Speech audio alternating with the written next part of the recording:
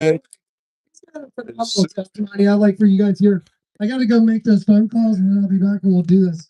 We're going to hear from Jack Lamb. Is that one of those crunchy ones? We're going to hear from Jack. He's got some stories. Testimony. Most of you were here yesterday and heard it, so I'll give it to you guys again. It's a rerun. It's a rerun.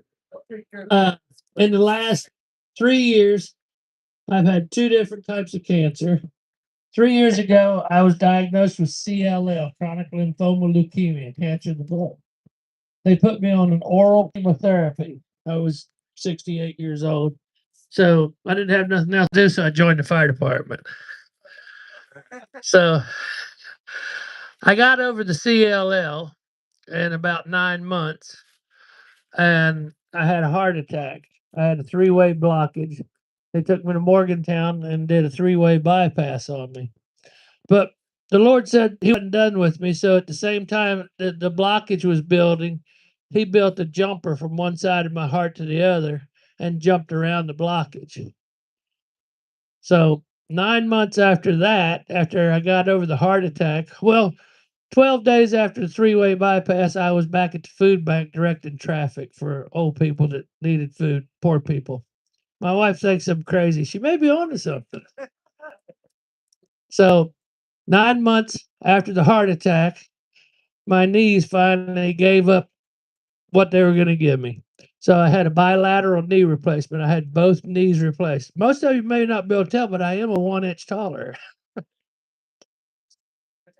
So after I got over the knee replacement, about 9 months, 9 seems to be a bad number for me. Or maybe the Lord's trying to tell me something. 9 months after that, I was diagnosed with squamous cell carcinoma, metastatic squamous cell carcinoma. Got it backwards. Metastatic squamous cell carcinoma. So the diagnosis for that was they were going to remove my tongue. Can you imagine me without a tongue? Oh, come on. I'd make a good mime.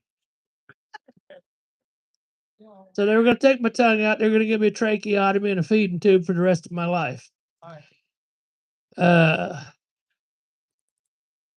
talked to Jonathan. They wanted me to go down to Wake Forest and do 7 weeks of chemotherapy, radiation 5 days a week for 7 weeks. I talked to Jonathan and I told him and I talked, and I said, I'm going to put it in the hands of the Lord. Let's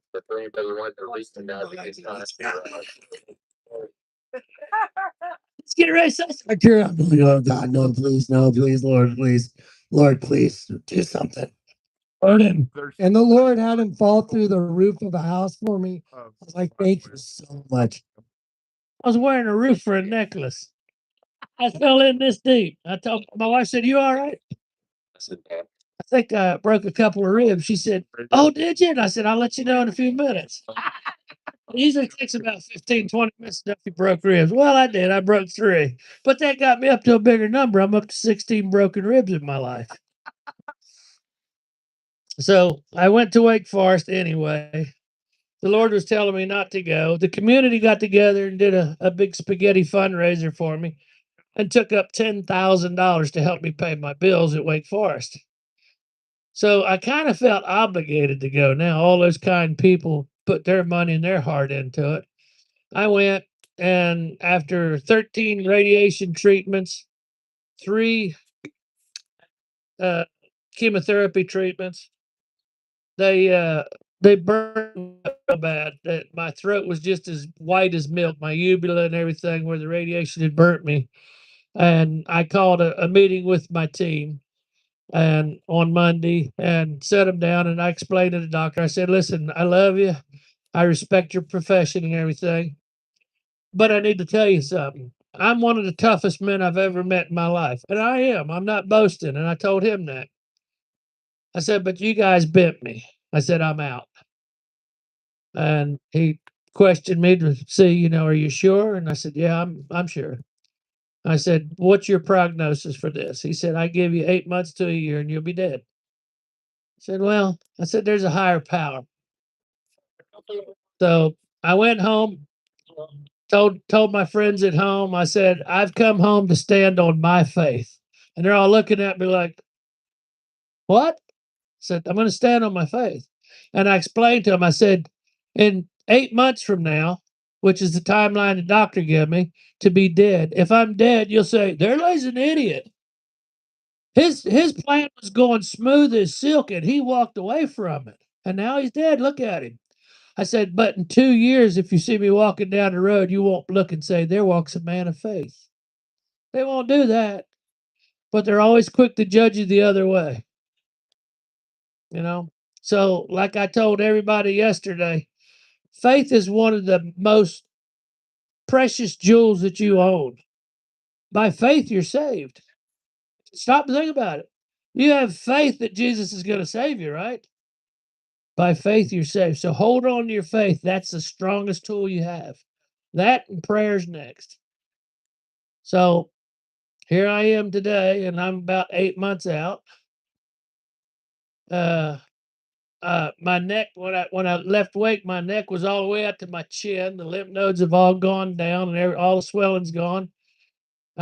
My wife thinks I'm running around like a teenager just because she caught me sitting on the curb crying because I missed the school bus. I don't know what makes her mad. But faith is the best thing you can have. Love one another. Even if somebody's mean to you or curses you or it's Johnny's radio, it didn't cost me nothing. But do good unto them that spitefully use you. Heard that before? Yeah.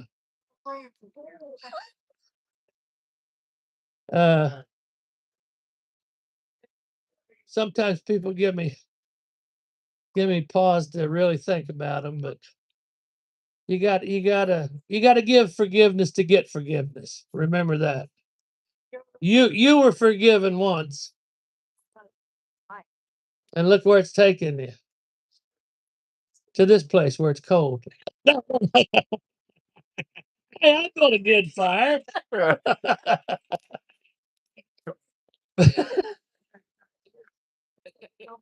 But yeah, I can't say enough about faith. Prayers is a very strong tool. I told you guys about the story about the man I met in the hospital that had cancer, that lost a leg. They'd taken his pelvis out. He had cancer to bone, and he was crying all night long in pain. And the Lord and I kind of had an argument. I talk to the Lord like I'm talking to you guys. The Lord tells me to do something, and I ask him why. Or I say, well, I can't do that. And he tells me to do it again. And I said, well, I can't do that. Go pray for that man. I'm not a preacher. Go pray for him. They'll throw me out. I'm not supposed to go from room to room to room. I'm not room service. I gave in after I'd went downstairs to try to get a cup of coffee, and they were closed. I went back upstairs, got back into my hospital gown.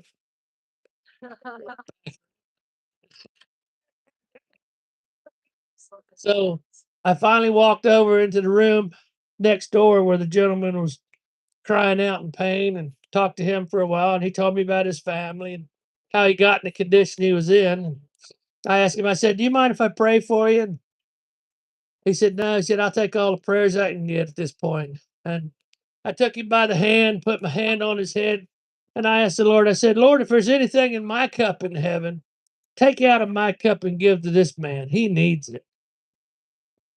And we prayed for about another 30 seconds there. I let go of his hand and took my hand off his head. We went right back to talking about his family. And he's laying in the bed and he starts looking up at me. He's going like this. And I thought, oh, he's got indigestion or something. I don't know. He said, hey, buddy, hey, buddy. I said, what? He said, I can feel the pain leaving right now. And this is like 20 seconds after we just got done praying. So I just looked at him and said, well, the Lord I deal with, it doesn't take him all week to do a job. So keep your faith, keep up your prayers, and love one another. That's the main thing. Even the ones that do wrong to you, do good unto them. Treat them like you want to be treated, not like they treat you. That's all I got to say. All right, Jack. Yeah. That should have knocked you all out. Me gonna shut up. Yeah.